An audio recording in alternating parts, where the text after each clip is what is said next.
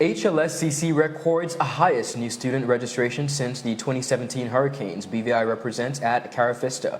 Minister meets with the farmers and fishers. BVI Airport Authority loses yet another managing director. Major backlog of trials sees 25 inmates awaiting trial, and non-American crowned Miss USVI. These and more stories when 284 News returns.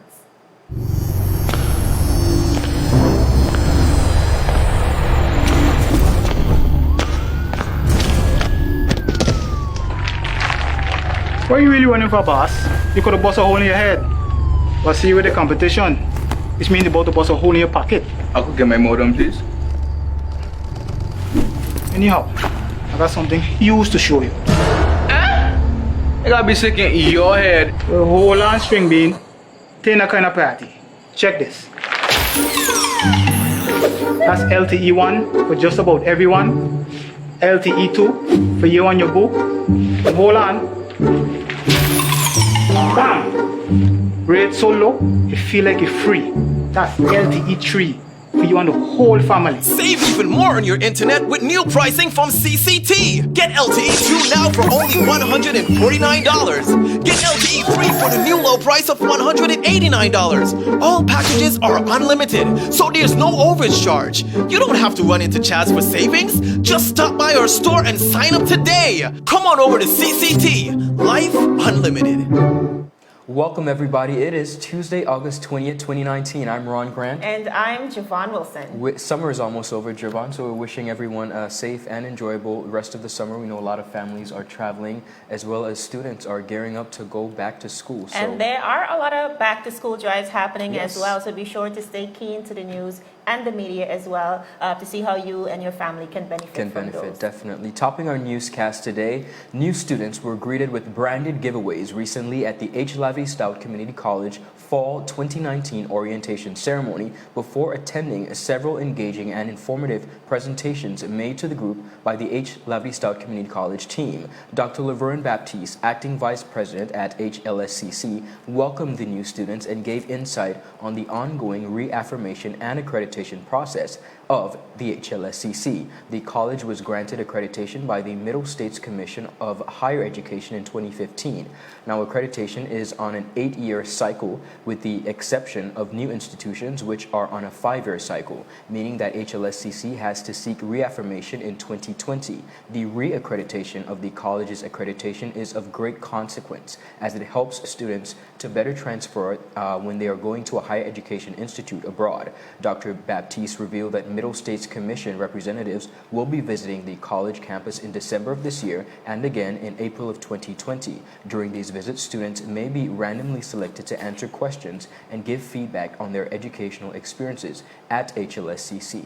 Now, Mrs. Judith Vantapool, who is the acting president, engaged the students in a very ecstatic and exciting. She has a great way of doing that. Very humorous and inspiring, making them really understand the impact that HLSCC has on the community. Vantapool reiterated that the word "we" is vital. We are the community college. She said, "You're not alone anymore. You now have become family. We are here to help guide you." She reminded the students that there is great potential in relationships that will be established when entering a college for the first time, and that networking holds immense power. Now, Jovan, HLSCC announced in June of this year their plans to take the learning experience digital, which is a great asset. When you think about it, this allows students the opportunity to access their textbooks online and download to their laptops, iPads, and cell phones. They will be able to access several digital library resources, e-learning platforms like a module,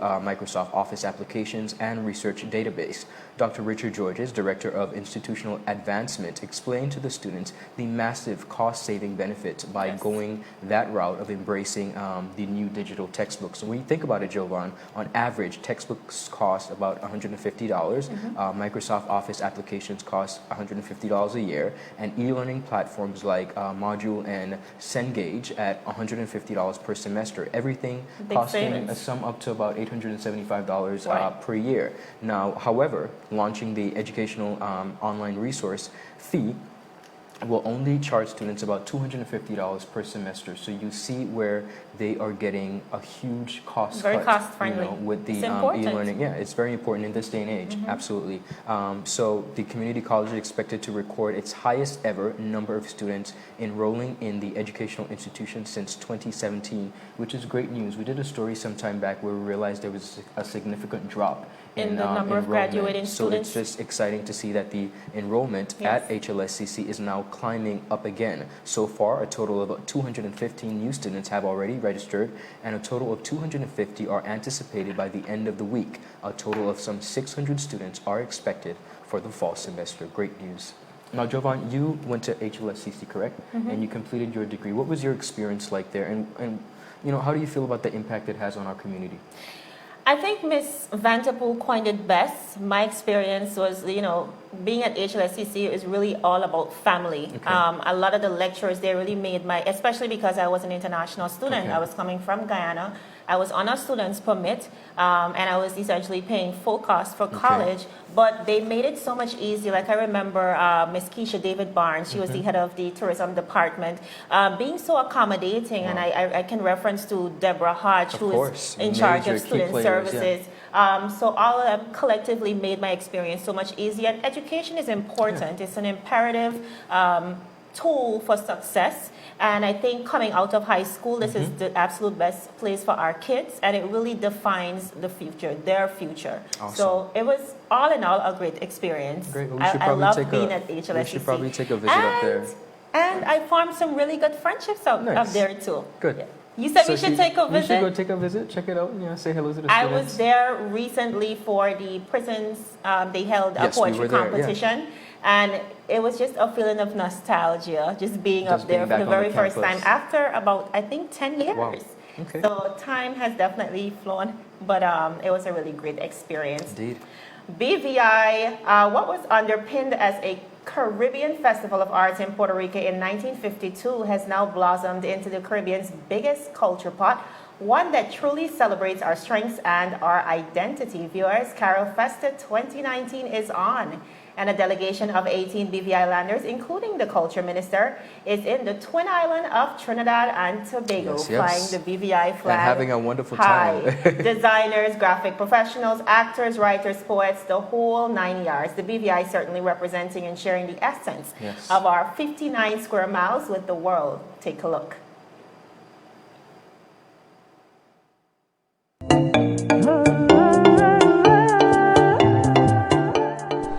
So we're about to go to Trinidad for CARIFESTA, and we're representing Team BVI, of course, and we're looking forward to an amazing time.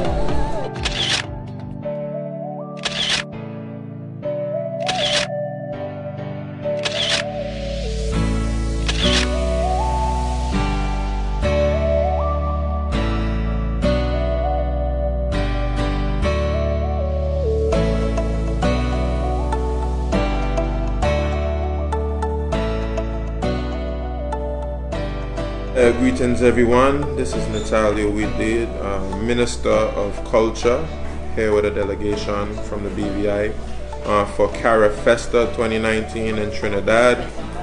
We have poets, we have fashion designers, we have DJs obviously, we have music guys, we have visual artists, crafts people, so we're going to make a big impression on Trinidad.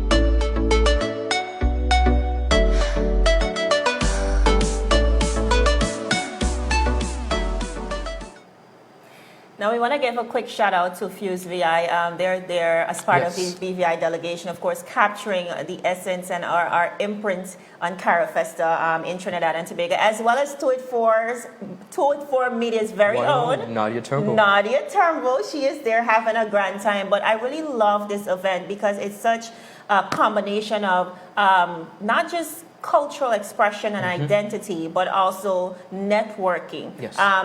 CARIFESTA is a reflection of our identity, our cultural heritage, our diverse backgrounds, and the power of unity. You know, Ron, I come from a country where, Guyana is home to 6 dynamic races that comes together, fuses together just to reflect one people, one nation, one destiny. It is also opportunity for millennials and professionals to exchange ideas through cultural exposure, and intense interactions.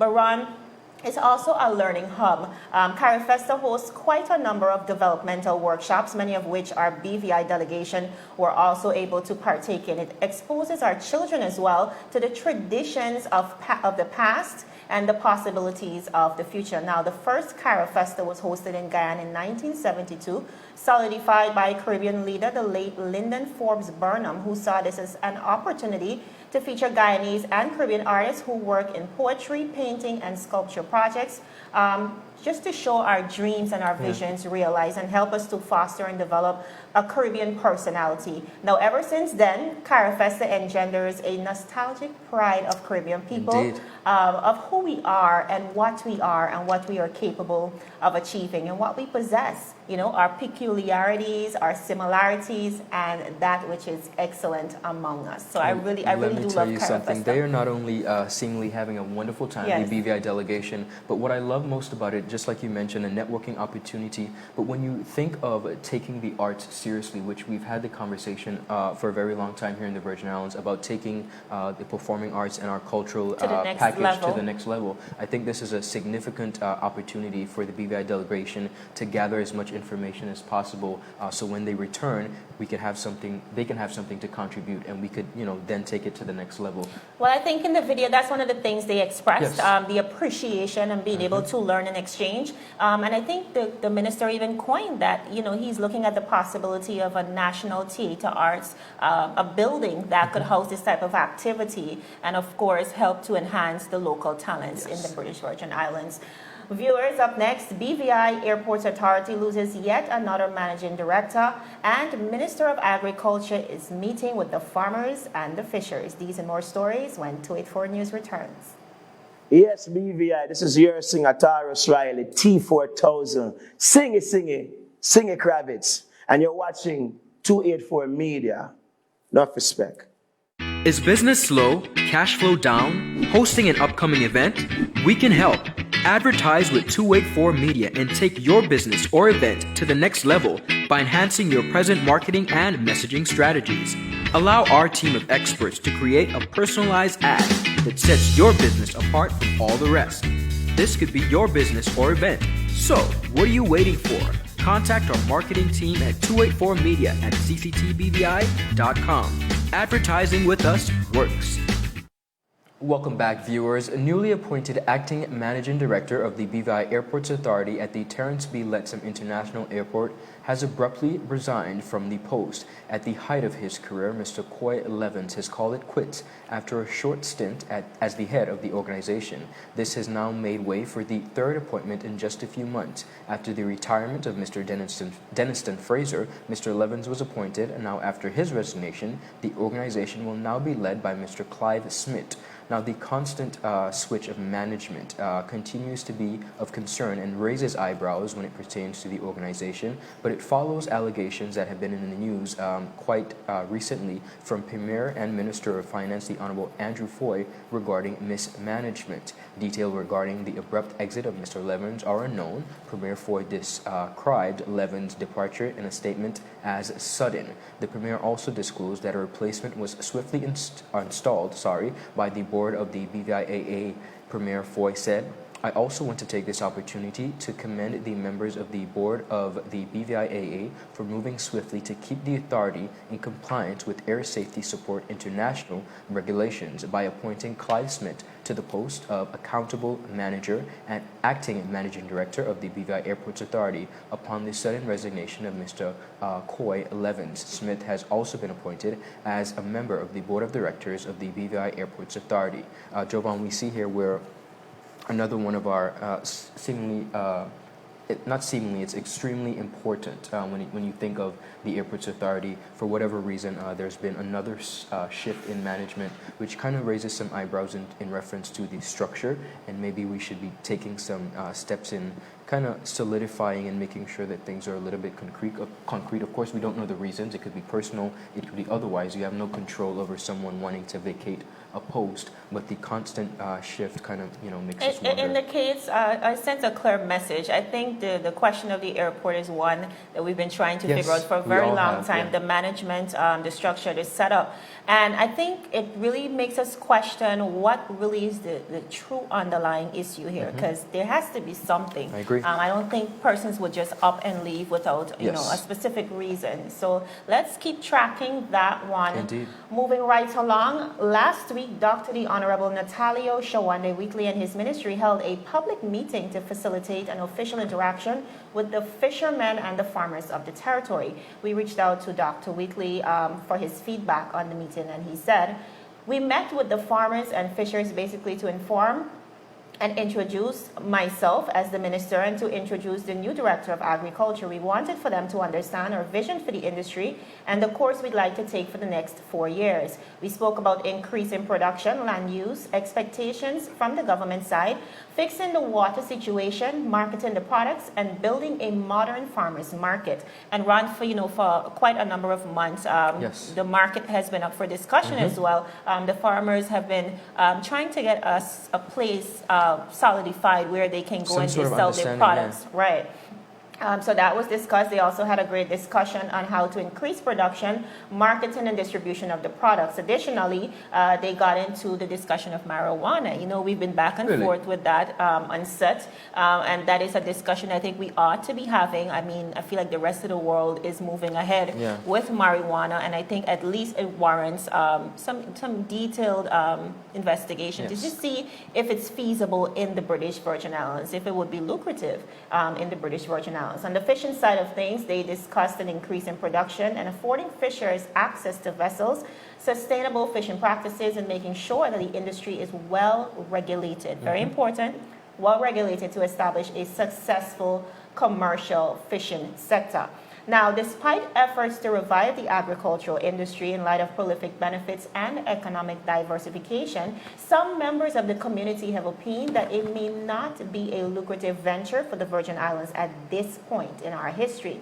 Some said, "We do not have the climate and the fertility that is conducive for the industry." However, the minister had a difference in opinion. He said that agriculture is nothing new to the BVI. It sustained us for centuries. He also said that for years, we supply the United States Virgin Islands with food in addition to our own population. And that is the soil type that we had then. We still have that now. We can do the same thing today with the benefits of better technology and new developments. He said, "I have a policy, a plan, and a vision, and we should be seeing some progress shortly." Now, many health officials and concerned residents, including the Minister of Health, Honorable Carving Malone, have highlighted the declining health of our population and the critical importance of food security in the Virgin Islands. And I would think especially post-Irma, when we were faced with those challenges. He further said that he would examine the possibility of lowering costs on healthier foods and adding taxes, or adding higher taxes rather, on luxury foods. Now, these sentiments have been reiterated by the Minister of Agriculture, who promises to revitalize the industry. Overall, it was a really well-attended event with spirited discussions, and according to one of the farmers, the path forward seems to be a lot clearer, and he is happy with the minister's efforts to include key members who play an essential role in the industry.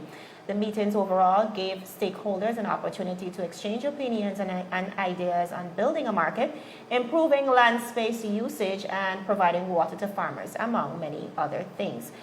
Just recently in regional news run, we saw in the USVI just a Just across the border, sorry, in St. Thomas, the government recently injected about $10 million into the fishing industry, and it was announced that $9 million, because sometimes when the monies are allotted, this is what happens. It doesn't necessarily go to the fishers themselves, but according to them, over $9 million of the total 10 is supposed to go to licensed fishers and their helpers. So I see similar, if we are to progress in the agricultural sector. Yes. Right. I definitely think similar initiatives should be embraced. I think the industry should be subsidized, especially since most of our farmers, our fishers, lost a lot of their equipment, a lot of their tools that prevent them from being productive. So I think in order for us to have a good kickstart, then some monies will definitely need to be injected. And of course, the assistance is going to be needed from the government in giving that jump start, because when you look at it, it is an industry that it's quite taxing, not only on the body, but finances. And we don't particularly have the resources here on island. We have the land, but the minister in his meeting mentioned the whole water issue and that kind of stuff. So I think it's really, really important. And I'm glad to see that the minister and the newly appointed director of agriculture are now meeting with the public. I think it's a step in the right direction. It's only right. I mean, these are the people who know the industry best. And even as a minister, it's important that you consult with the people on the ground. Yes. Still ahead, ladies and gentlemen, there is a major backlog of trials. We're seeing inmates who are on remand for a very long time, and a newly crowned USVI queen, but she is not from the USVI. These and more stories when 284 News returns.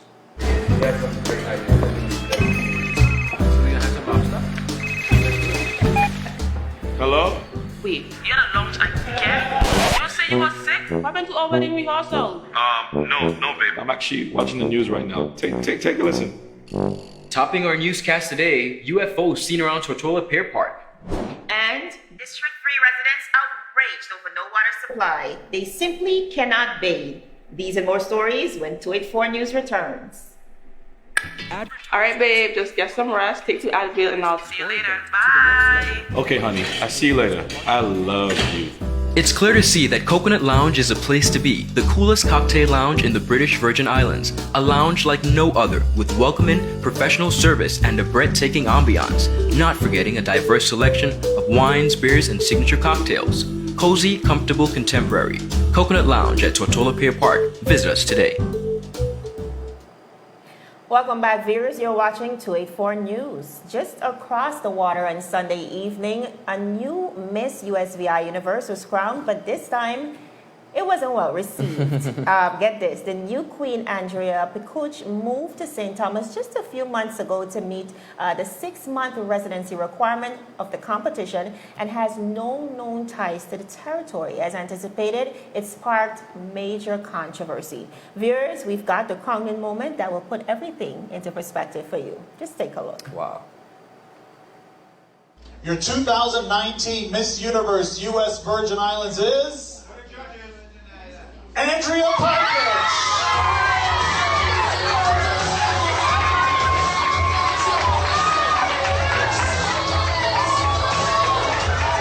Congratulations, Raquel.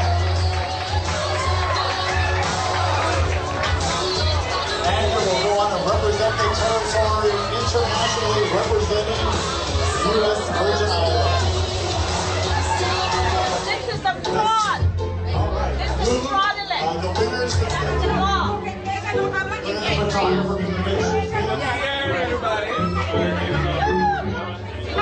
my prerogative. It's my prerogative to show my displeasure. I'll stab you if you me. Thank you very much. We will see you shortly. By far the most amazing experience in my life. This is unacceptable. Throughout my reign, I found myself being one of the most active queens that has represented Fireball, this is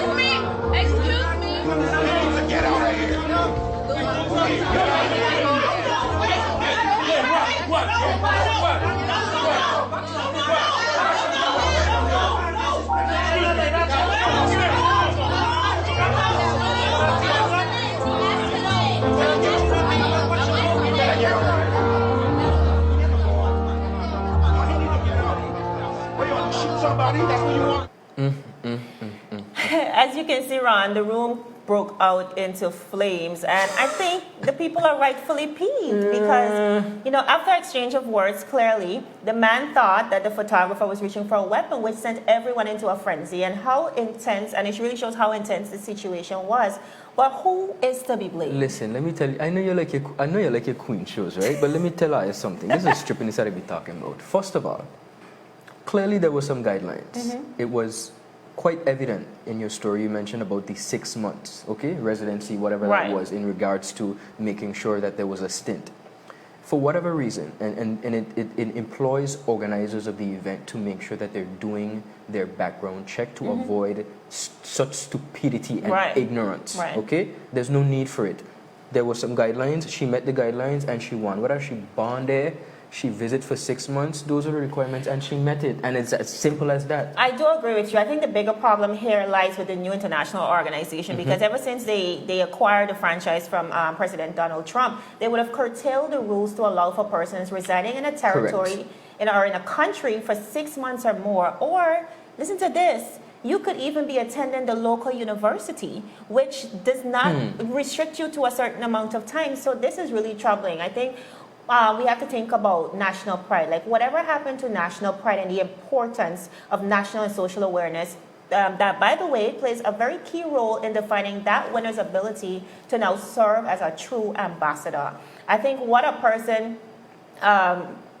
needs to reflect on the international stage could never be learned within 6 months. I think about myself. I've been living in the BVI in this territory for a number of years, most recently for a full year. I attended college and all those things. But despite that, and I've been visiting every single year, but despite that, I am still not 100% keen on what, true VI pride and the identity and the culture is about, because for me that comes with time and experience. And 6 months, but that is no in fault. somebody's That country? is no fault of the young ladies, though. These things I need do to agree. be simply in fine print. I do agree. But nevertheless, we really have to think about, as an organization, how are we sending someone who lacks the qualities, both of those qualities? And furthermore, the criteria of attending the local university really bothers me, because How does that bother you?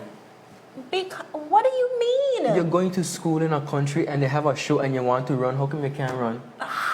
And represent that territory, that country. But you are going to school, paying tuition. You're part of that community. When you hit the international stage, what you're serving as is a true ambassador of that country. Let me just make a quick reference. Within the pageant itself, we had at least two of the contestants referring to the president of the Virgin Islands. Does the U.S. Virgin Islands have a president? It's a governor. So it just shows you, the difference. So it's troubling. I think we really need to revisit. It's just not right. I think in revisiting pageantry, we just need to table all pageants for like a really, really long time, put them on the sidelines. If you want to have like a cool swimsuit competition, come out, polka run, festival, everything like that. Cool. Ron, all you guys care about, all you men care about is a swimsuit segment. A pageant is so much more than that, okay? The swimsuit winner, that's all we need. Right, Ron. Moving right along. I personally think that the contestants should be born into the country. And not even just that, you have contestants who are born into the country, but they live away for so long, and there's a disconnection between where they are and the culture and what the culture of the BVI has, not the BVI, but every country has evolved into. I think what's even worse is the fact that this woman might even soon be qualified. I did some research and was able to recognize that she ran in Florida. And then she ran in Utah this year, January, and she actually placed third runner-up in Miss Utah. So now it's super strange that she would even be a pageant hopper kind of. She is, and this clearly was an opportunity for her to just get her feet into the door. So now it's really super strange that she would even be qualified for Miss USVI when, according to the Miss Universe International website, it says Contestants may compete more than once in the state pageants, but only once per year. However, contestants may compete in the national pageants, that is Miss Universe, Miss USA, and so on. The winner could only compete once. The winner of those pageants may compete in Miss USA, but only after her reign has ended and after she competes in and wins her state title. She was looking clearly for another opportunity, like I said, And just to get into the international leg, and she finally got through a jurisdiction that preferred to relax the laws, because that's all it is. Why are we not attracting local contenders who can fully represent the Virgin Islands? You know, this was just an easy opportunity. She saw it as an easy opportunity. But no matter how we twist it and turn it around, she didn't cheat. And it just really comes back to the standard we're setting here, because while we love to encourage social cohesion and be accommodating and all of that to other persons, it should not be at the expense of our very own. I think our women deserve to represent us. Well, I'll tell you this, while we're on the topic of this, I want to employ persons within the competitive industry when it comes to not only pageantry, but you know, troops and all that kind of stuff. People, conduct yourself in a decent manner. You win, you win. You lose, you lose. Take your trophy, take your crown, walk off the stage. You see all that bacchanal going on?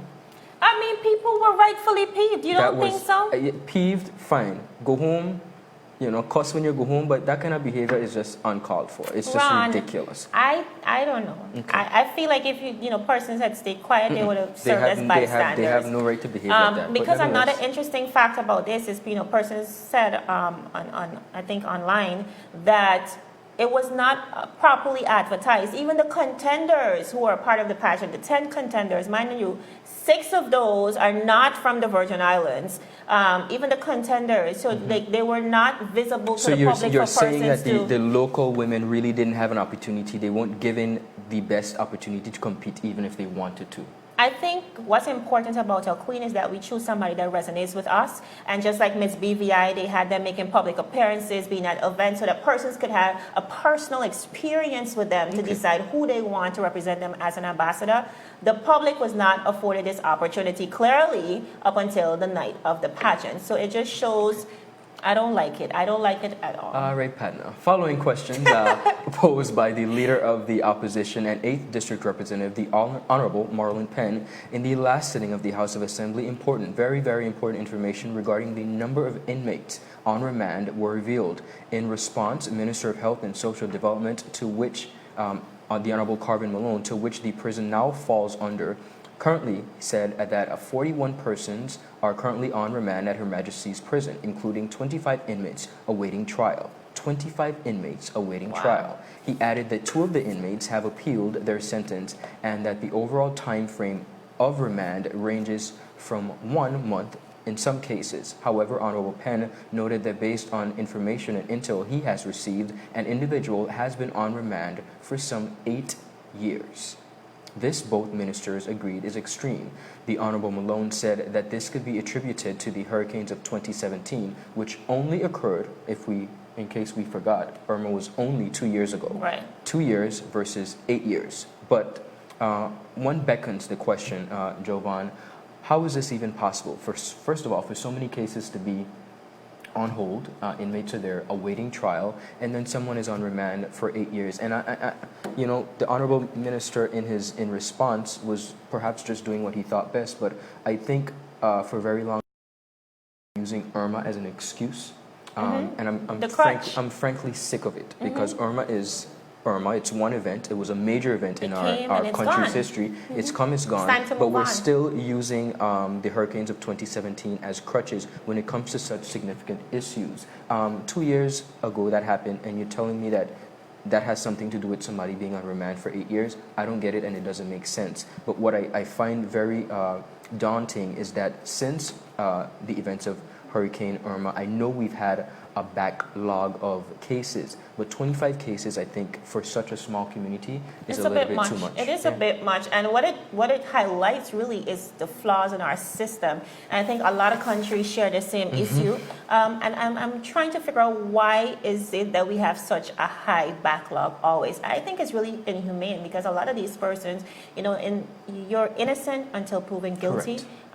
But to be on remand for 8 years, sometimes for something that you didn't do, I think that's harsh. Not only didn't do, but could be found not guilty. And again, we're using stuff as an excuse, but we really need to come to the point where we talk about humanity, and we talk about treating everyone with respect. And just like you said, you're innocent until proven guilty. But I think when it comes to these cases and these incidents, we kind of take a back burner because we automatically, the larger percentage of persons somehow feel as though, they're prisoners or did something wrong. Yes, it's a high level of discrimination, and even when they get out, it's such a difficult thing for them to reintegrate back into society. We give them such a hard time. And everyone does not deal or handle being incarcerated the same way. Mentally. Some are able to come out and bounce become back. really good members of society and find their ways and get back to their families.